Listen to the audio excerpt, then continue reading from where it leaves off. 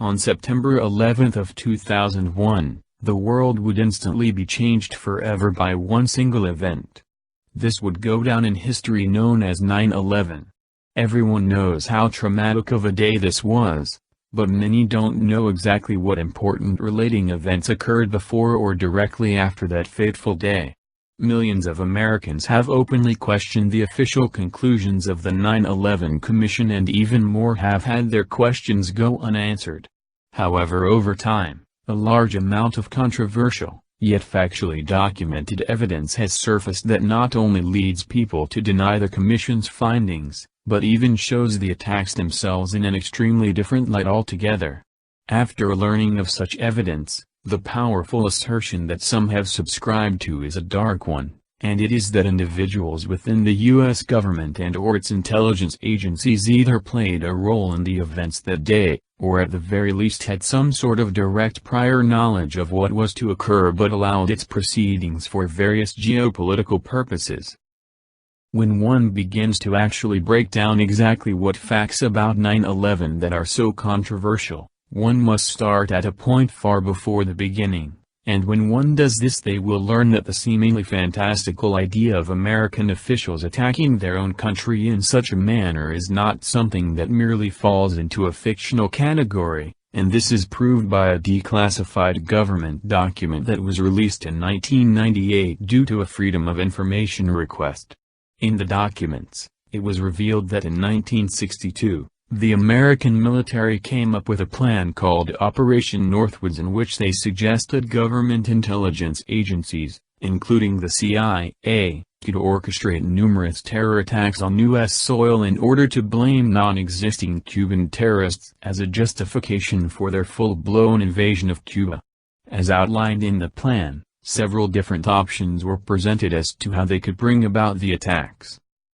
Among them included bombing buildings in different cities such as Miami and Washington, while another suggested carrying out the staged hijacking and explosion of a commercial airplane that would be publicized as having people aboard. The plan to commit these unimaginable acts on American citizens were signed off with approval by the Joint Chiefs of Staff of the military itself. Fortunately, John F. Kennedy and his administration denied these plans, but at that moment it was etched into stone that high-powered people within the U.S. had not only moved to a level far beyond basic corruption, but were now willing to ruthlessly kill innocent Americans en masse in order to fulfill their ulterior motives. If something similar to this did in fact take place on 9/11, one might ask how it was that such a secret could be kept so efficiently. Well, perhaps the foreknowledge of the attacks weren't kept so secret, because exactly 1 week before the attack, an absolute anomaly occurred in the financial world. In this week, the stock market saw an unprecedented 1,000% increase of insider stock trading bets that were being put on the fact that American Airlines and United Airlines stock would plummet. These in fact were the two airlines that were used in the attacks not weeks later, thus causing their stock to plummet as predicted, bringing very large sums of money to unknown individuals. However, another situation that shows there was an ignored foreknowledge of the attacks comes from the political world, because in late July of 2001, it was revealed by a report from CBS News that the Bush administration's own Attorney General John Ashcroft had stopped flying on commercial airlines due to a warning he had received from the FBI. And he wasn't the only one to receive such a warning, because as reported by Newsweek in late September of 2001, several Pentagon officials had also unexpectedly canceled their flights that were scheduled for the day of the attacks. When it comes to who else could have known or could have been involved, a number of influential people come into question, but one piece of paper that's often pointed to as an implication contends that individuals within the neoconservative think tank known as the Project for the New American Century, the members of which went on to hold the highest positions within the Bush administration, may have been some of the people that were involved or in possession of said knowledge. The paper comes from a report produced by the group in 2000 titled Rebuilding America's Defenses. In it, the authors state that a cataclysmic event, quote-unquote, like a new Pearl Harbor would have to happen in order to justify the advancement of military spending, as well as to increase America's influence and control over the Middle East.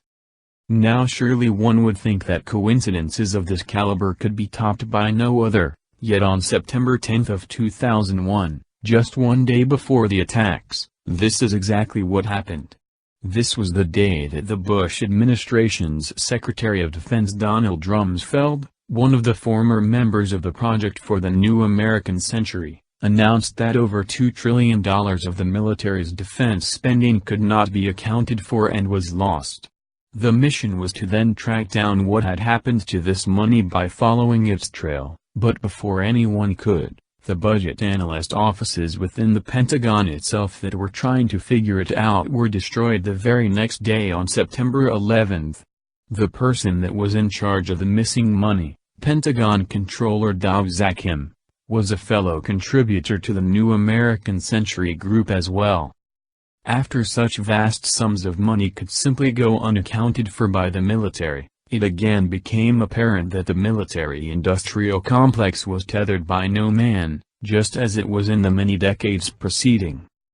But yet more questions about the attacks persisted in regards to the nation's national security and how it could be that the world's most heavily armed country could simply have its airspace penetrated by a group of would-be terrorists with box cutters. Well, the answer is very simple, and it is that on the very same day as the attacks, a massive nationwide Air Force drill happened to be taking place. This drill made sure that a majority of the country's fighter jets were flying over the opposite side of the nation pretending a Russian invasion was underway, while at the same time the few fighter jets that were left in the remote area were in disarray caused by the several other agencies such as the FAA and NORAD that were carrying out other simulated terror attacks as well. Astonishingly, some of these simulations included the practice of airplanes being used as weapons by being flown into buildings.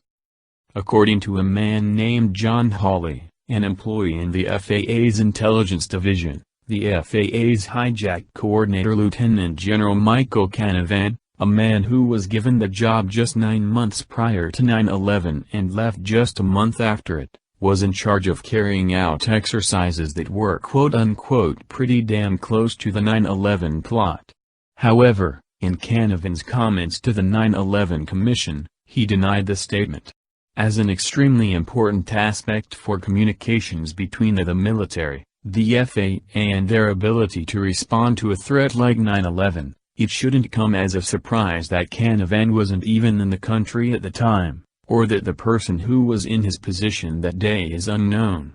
According to him, he was in Puerto Rico while the entirety of 9/11 played out.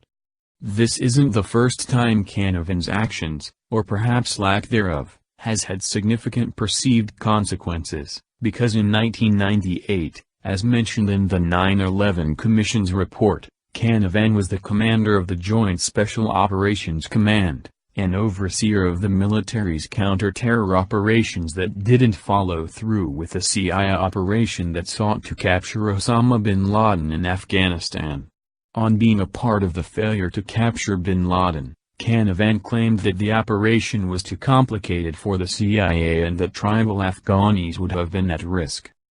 Although it's apparent that many within the U.S. knew something was going to happen, another extremely questionable event concerning the country's counterterrorism also took place long before the attacks, because in 2005, an employee of the Pentagon's Defense Intelligence Agency acting on orders destroyed around 2.5 terabytes of data on an organization relating to terrorism known as Able Danger. As testified by multiple Pentagon staffers, some of the data that was destroyed contained information pertaining to Mohammed Atta, the alleged 9/11 hijacker that was said to have masterminded the attacks. Again, going back to before all of this took place, a very expensive endeavor was underway that involved an investor named Larry Silverstein. Being the owner of the World Trade Center towers, just months before the attacks took place, Silverstein put down $14 million of his own money to get an insurance policy that covered his buildings for acts of terrorism. This is reasoned in official channels as simply a response to the bomb that went off within the basement of one of the towers nearly a decade before. But nonetheless, with his $14 million investment, Silverstein was eventually awarded more than $2 billion for the destruction of the buildings. As for the other buildings that were involved in the attacks, just months before the apparent plane hit the Pentagon in Washington, D.C., a $280 million refurbishment was completed in the precise area that the plane would go on to hit, and the company that was hired for the job, AMEC, was also the company that was given responsibility for the cleanup of Ground Zero. Furthermore, the World Trade Center's Building 7 not only held the second-largest CIA headquarters in the country, right after their home base in Langley, Virginia, but was also home to offices belonging to the IRS and the Securities and Exchange Commission, the exact two agencies which were involved in ongoing investigations into the large-scale stock and accounting fraud cases that targeted corporations WorldCom and Enron. A massive amount of documentation for the investigations were lost in the building's collapse, yet this building was the first to be cleaned up after its destruction. Located at the impact zone of where one of the planes hit the North Tower was the world's largest insurance brokerage company at the time, Marsh & MC Lennon.